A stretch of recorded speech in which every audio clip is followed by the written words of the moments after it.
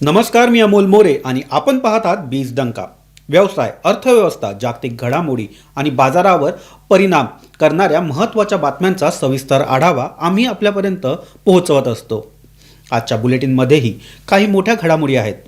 पश्चिम आशियातील तणाव, जागतिक ऊर्जा बाजारावर त्याचा परिणाम, युद्ध असूनही सोन्याच्या किमती स्थिर का आहेत, भारतात वाढणारी परकीय गुंतवणूक आणि देशाची झपाट्याने वाढणारी डिजिटल अर्थव्यवस्था यासारख्या महत्त्वाच्या विषयावर आपण सविस्तर चर्चा करणार आहोत. म्हणून हे संपूर्ण बुलेटिन शेवटपर्यंत नक्की पहा, कारण आजच्या घडामोडींचा थेट परिणाम आपल्या खिशावर, आपल्या व्यवसायावर आणि भारताच्या अर्थव्यवस्थेवर होऊ शकतो. सुरुवात करूया आजच्या पहिल्या आणि सर्वात महत्त्वाच्या बातमीपासून. पश्चिम आशियात सध्या तणावपूर्ण परिस्थिती निर्माण झाली आहे. काही ठिकाणी युद्धसदृश्य वातावरण तयार झाले आहे. या तणावाचा थेट परिणाम जगातील ऊर्जा पुरवठ्यावर होण्याची भीती व्यक्त केली जात आहे, कारण या प्रदेशातून जगातील मोठ्या प्रमाणावर तेल आणि गॅसचा पुरवठा केला जातो. या संदर्भात सर्वाधिक चर्चेत आलेली समुद्री मार्ग म्हणजे स्ट्रेट ऑफ हॉर्मुझ. स्ट्रेट ऑफ हॉर्मुझ हा जगातील सर्वात महत्त्वाच्या समुद्री मार्गापैकी एक मानला जातो. पर्शियन गल्फमधून जगभर तेल आणि नैसर्गिक वायू पोहोचवण्यासाठी हा मार्ग अत्यंत महत्त्वाचा आहे. एका अंदाजानुसार जगातील सुमारे 20% कच्चे तेल हे या समुद्री मार्गातून वाहतूक केले जाते. तसेच मोठ्या प्रमाणावर LNG म्हणजेच लिक्विडेट नॅचरल गॅस हे देखील याच मार्गातून निर्यात केले जाते. यामुळेच या मार्गावर कोणताही तणाव किंवा अडथळा आला तर त्याचा परिणाम जागतिक ऊर्जा बाजारावर तत्काळ दिसून येतो. अलीकडे काही काळासाठी हा मार्ग बंद झाल्याची बातमी समोर आली होती. ही बातमी समोर येताच जागतिक बाजारात मोठी चिंता निर्माण झाली.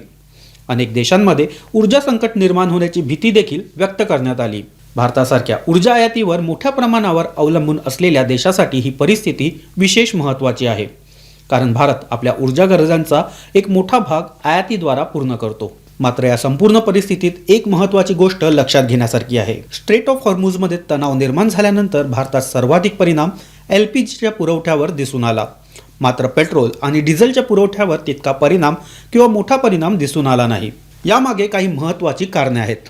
सर्वप्रथम LPGच्या बाबतीत परिस्थिती समजून घेणे आवश्यक आहे. भारत हा जगातील सर्वात मोठ्या LPG वापरकर्त्या देशांपैकी एक आहे. घरगुती स्वयंपाकासाठी LPGचा वापर मोठ्या प्रमाणावर केला जातो. विशेषतः उज्ज्वला योजनेनंतर देशातील ग्रामीण भागात देखील LPGचा वापर मोठ्या प्रमाणात वाढला आहे. मात्र देशातील LPG उत्पादन मर्यादित आहे. यामुळे भारताला मोठ्या प्रमाणावर LPG आयात करावी लागते. एका अंदाजानुसार भारतातील एकूण LPG वापरापैकी सुमारे 60% गरज ही आयातीवर अवलंबून आहे. या आयातीचा एक मोठा भाग पर्शियन गल्फमधील देशांकडून येतो. सौदी अरेबिया, कतार, कुवेत आणि संयुक्त अरब अमिराती यासारखे देश भारताला मोठ्या प्रमाणावर LPG पुरवठा करतात. या देशांमधून येणारे टँकर प्रामुख्याने स्ट्रेट ऑफ हॉर्मुझ या समुद्री मार्गातून भारताकडे येतात. यामुळे या मार्गावर अडथळा निर्माण झाला की सर्वप्रथम परिणाम होतो तो LPGच्या पुरवठ्यावर. म्हणूनच या तणावानंतर काही ठिकाणी LPG पुरवठ्याबाबत चिंता व्यक्त केली जाऊ लागली. याउलट पेट्रोल आणि डिझेल बाबतीत भारताची परिस्थिती तुलनेने मजबूत आहे. भारत हा जगातील मोठ्या तेल शुद्धीकरण केंद्रापैकी एक मानला जातो. देशात अनेक मोठ्या रिफायनऱ्या आहेत ज्या कच्च्या तेलाचे शुद्धीकरण करून पेट्रोल, डिझेल आणि इतर इंधन तयार करतात. भारत थेट पेट्रोल, डिझेल मोठ्या प्रमाणावर आयात करत नाही. त्याऐवजी भारत कच्चे तेल आयात करतो आणि देशातील रिफायनऱ्यामध्ये त्याचे शुद्धीकरण करून इंधन तयार केले जाते. गेल्या काही वर्षात भारताने कच्च्या तेलाचे स्रोत विविध देशांमध्ये पसरवले आहेत. पूर्वी भारत मोठ्या प्रमाणावर पर्शियन गल्फमधील देशांवर अवलंबून होता. मात्र आता परिस्थिती ही पूर्णपणे बदलली आहे. Bharat Russia, America, Africa, Latin America आणि इतर देशांकडून कच्चे तेल खरेदी करतो. विशेषतः काही वर्षात रशियाकडून होणारी तेल आयात मोठ्या प्रमाणावर वाढली आहे. यामुळे भारतात ऊर्जा सुरक्षितता अधिक मजबूत झाली आहे. म्हणूनच स्ट्रेट ऑफ हॉर्मुझ बंद झाल्याने पेट्रोल आणि डिझेलच्या पुरवठ्यावर तातडीने मोठा परिणाम झाला नाही. याशिवाय भारताकडे कच्च्या तेलाचे रणनीतिक साठे मोठ्या प्रमाणावर आहेत. हे साठे विशेषतः आपत्कालीन परिस्थितीत वापरण्यासाठी तयार ठेवलेले असतात. देशात आंध्र प्रदेश, कर्नाटक आणि इतर काही भागांमध्ये भूमिगत तेल साठवण प्रकल्प तयार करण्यात आले आहेत.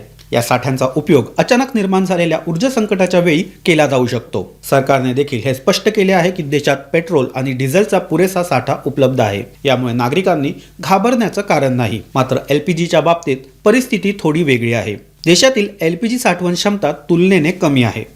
काही अंदाजानुसार देशाकडे केवळ 15 दिवसाच्या वापरा इतकाच LPG साठा उपलब्ध असतो. म्हणूनच पुरवठा साखळीत अडथळा निर्माण झाला तर त्याचा परिणाम लवकर दिसू शकतो. काही भागात ग्राहकांनी घाबरून अतिरिक्त सिलेंडर घेण्याचा प्रयत्न केल्याच्या बातम्या समोर आल्या. ही परिस्थिती नियंत्रणात ठेवण्यासाठी सरकारने काही उपाययोजना सुरू केल्या आहेत. घरगुती वापरासाठी LPGला प्राधान्य देण्यात येत आहे. हॉटेल्स आणि व्यावसायिक वापरासाठी पुरवठ्यावरही काही मर्यादा घालण्याचा विचार केला जात आहे. देशांतर्गत LPG उत्पादन वाढवण्यासाठी प्रयत्न सुरू केले आहे. काही अहवालानुसार उत्पादनात 25 ते 30% वाढ ही करण्याचा प्रयत्न केला जात आहे. राज्य सरकार देखील या सर्व परिस्थितीवर लक्ष ठेवून आहे. उदाहरणार्थ महाराष्ट्रात जिल्हा स्तरावर समित्या तयार करून LPG वितरणावर देखरेख ठेवण्याचे आदेश हे देण्यात आले आहे. साठेबाजारी आणि काळा बाजार रोखण्यासाठी प्रशासन सक्रिय झाले आहे. दरम्यान भारताने इराणशी चर्चा करून काही भारतीय टँकरांना सुरक्षित मार्ग देण्याचा प्रयत्न सुरू केला आहे. काही टँकरांना विशेष परवानगी देऊन मार्ग मोकळा करण्याबाबत चर्चा सुरू असल्याची माहिती समोर आली आहे. एकूणच पाहता परिस्थिती गंभीर असली तरी भारताची ऊर्जा व्यवस्था पूर्णपणे विस्कळीत झालेली नाही. कच्च्या तेलाचे विविध स्रोत, मजबूत रिफायनरी क्षमता आणि उपलब्ध साठे यामुळे भारत तुलनेने सुरक्षित स्थितीत आहे. मात्र तणाव दीर्घकाळ टिकल्यास LPG सह इतर ऊर्जा स्रोतावरही दबाव वाढू शकतो. आता पाहूया या तणावाशी संबंधित आणखी एक महत्त्वाची आर्थिक बातमी. सामान्यतः जेव्हा जगात युद्ध किंवा तणाव निर्माण होतो तेव्हा सोन्याच्या किमती वाढताना दिसतात. कारण गुंतवणूकदार अशा परिस्थितीत सुरक्षित गुंतवणुकीसाठी सोन्याकडे वळतात. मात्र सध्या परिस्थिती थोडी वेगळी दिसत आहे. पश्चिम आशियात तणाव असूनही सोन्याच्या किमतीमध्ये मोठी वाढ ही दिसून आलेली आहे. उलट काही प्रमाणात घसरण झाल्याचे देखील समोर आले आहे. उपलब्ध आकडेवारीनुसार 27 फेब्रुवारी रोजी सोन्याचा दर हा सुमारे 1,59,097 रुपये प्रति 10 ग्राम इतका होता. काही दिवसानंतर हा दर सुमारे 1,58,399 रुपये प्रति 10 ग्राम इथपर्यंत पोहोचला. म्हणजेच युद्ध असून देखील सोन्याच्या किमतीमध्ये मोठी तेजी दिसून आलेली नाही. यामागे काही महत्त्वाची आर्थिक कारणे देखील आहेत. पहिले कारण म्हणजे पश्चिम आशियातील तणावामुळे कच्च्या तेलाच्या किमती झपाट्याने वाढल्या आहेत. WTI क्रूड ऑइलचा दर सुमारे $60 प्रति बॅरलवरून $110 प्रति बॅरल इथपर्यंत पोहोचला आहे. तेल महाग झाल्यावर जगभर महागाई वाढण्याची भीती ही निर्माण होते. महागाई वाढली तर केंद्रीय बँका व्याजदर कमी करण्याऐवजी जास्त काळ उच्च पातळीवर ते ठेवू शकतात. व्याजदर जास्त असताना गुंतवणूकदारांना बॉन्ड्स किंवा इतर व्याज देणाऱ्या साधनांमध्ये गुंतवणूक अधिक आकर्षक वाटते. सोन्यावर मात्र व्याज मिळत नाही. म्हणूनच काही गुंतवणूकदार सोन्यापेक्षा इतर पर्यायाकडे वळत आहेत. दुसरे महत्त्वाचे कारण म्हणजे मजबूत अमेरिकन डॉलर. जागतिक तणावाच्या काळात डॉलर हा देखील सुरक्षित गुंतवणूक पर्याय मानला जातोय. अलीकडच्या काळात डॉलर मजबूत झाल्याने सोन्याच्या किमतीवर दबाव पाहायला मिळाला. डॉलर मजबूत झाला की इतर चलनामध्ये सोन्याची किंमत तुलनेने जास्त वाटू लागते. यामुळे मागणी कमी होऊ शकते. तिसरे कारण म्हणजे गुंतवणूकदारांची रणनीती. काही गुंतवणूकदार बाजारातील तोटा भरून काढण्यासाठी नफा देणाऱ्या मालमत्ता विकतात. कधीकधी यात सोन्याचा देखील समावेश असतो. म्हणूनच सोन्याच्या किमतीवर तात्पुरता दबाव येऊ शकतो. काही आंतरराष्ट्रीय बाजारात सोन्याचा दर हा एका मर्यादित श्रेणीत व्यवहार करत आहे. तज्ज्ञांच्या मते पुढील काही महिने अत्यंत महत्त्वाचे ठरू शकतात. जागतिक तणाव वाढला किंवा आर्थिक मंदीची शक्यता निर्माण झाली तर सोन्यात पुन्हा तेजी येऊ शकते. काही विश्लेषकांच्या मते वर्षाच्या अखेरीपर्यंत सोन्याच्या किमती हे 15 ते 20% वाढण्याची शक्यता आहे. आता वळूया भारताच्या अर्थव्यवस्थेशी संबंधित एक सकारात्मक घडामोडीकडे. जागतिक पुरवठा साखळीमध्ये सध्या मोठे बदल होत आहे. अनेक बहुराष्ट्रीय कंपन्या उत्पादनासाठी चीनवरील अवलंबित्व कमी करण्याचा प्रयत्न करत आहे. यामुळे भारताला मोठी संधी ही निर्माण झाली आहे. अनेक कंपन्या पर्यायी उत्पादन केंद्र म्हणून भारताकडे पाहत आहे. याचा परिणाम परकीय थेट गुंतवणुकीत म्हणजेच FDI मध्ये दिसून येत आहे. सरकारी आकडेवारीनुसार आर्थिक वर्ष 2023-24 मध्ये भारतात सुमारे $70 अब्ज पेक्षा अधिक FDI प्राप्त झाला. गेल्या 10 वर्षात भारताने $650 अब्ज पेक्षा जास्त परकीय गुंतवणूक आकर्षित केली आहे. इलेक्ट्रॉनिक्स, ऑटोमोबाईल, अक्षय ऊर्जा आणि सेमीकंडक्टर क्षेत्रात मोठ्या गुंतवणुकीची घोषणा होत आहे. भारत सरकारने मेक इन इंडिया आणि PLI यासारख्या योजनांमुळे उत्पादन क्षेत्राला मोठी चालना मिळाली आहे. PLI योजनेअंतर्गत सरकारने सुमारे 2 लाख कोटी रुपयांचे प्रोत्साहन पॅकेज जाहीर केले आहे. PLI योजनेअंतर्गत सरकारने सुमारे 2 लाख कोटी रुपयांचे प्रोत्साहन पॅकेज जाहीर केले आहे. यामुळे मोबाईल उत्पादन क्षेत्रात मोठी वाढ ही नोंदवली गेली. 2014 मध्ये भारतात सुमारे 6 कोटी मोबाईल फोन तयार होत होते. 2024 पर्यंत हे उत्पादन 30 कोटी युनिट्सपेक्षा जास्त झाले आहे. भारत आता जगातील मोठ्या स्मार्टफोन उत्पादन केंद्रापैकी एक बनत आहे. मोबाईल निर्यात देखील झपाट्याने वाढली आहे. 2023-24 मोबाईलची निर्यात 15 अब्ज डॉलरपेक्षा जास्त झाली आहे. ऑटोमोबाईल आणि इलेक्ट्रिक वाहन क्षेत्रात देखील ही गुंतवणूक वाढत आहे. सेमीकंडक्टर उत्पादनासाठी सरकारने 10 अब्ज डॉलरचा प्रोत्साहन निधी हा जाहीर केला आहे. गुजरात आणि इतर राज्यांमध्ये चिप उत्पादन प्रकल्प उभारले जात आहे. यामुळे रोजगार निर्मिती, तंत्रज्ञान हस्तांतरण आणि निर्यात वाढण्याची शक्यता ही वाढत आहे. आता शेवटी पाहूया भारताच्या डिजिटल अर्थव्यवस्थेची झपाट्याने वाढणारी कहाणी. भारताची डिजिटल अर्थव्यवस्था सध्या जगातील सर्वात वेगाने वाढणाऱ्या अर्थव्यवस्थेपैकी एक मानली जात आहे. स्वस्त स्मार्टफोन, इंटरनेटचा वाढता वापर आणि सरकारी धोरणं यामुळे डिजिटल व्यवहारांची संख्या मोठ्या प्रमाणावर वाढली आहे. यामध्ये UPI प्रणालीची भूमिका अत्यंत महत्त्वाची ठरली आहे. UPI प्रणाली 2016 सुरू करण्यात आली.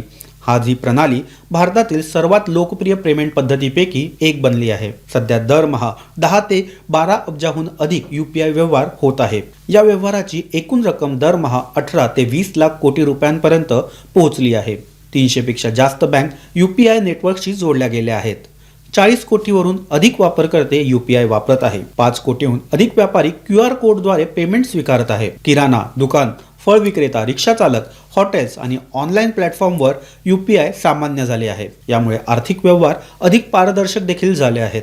कर संकलन वाढण्यास मदत झाली आहे. लघु उद्योजकांना देखील याचा मोठा फायदा होत आहे.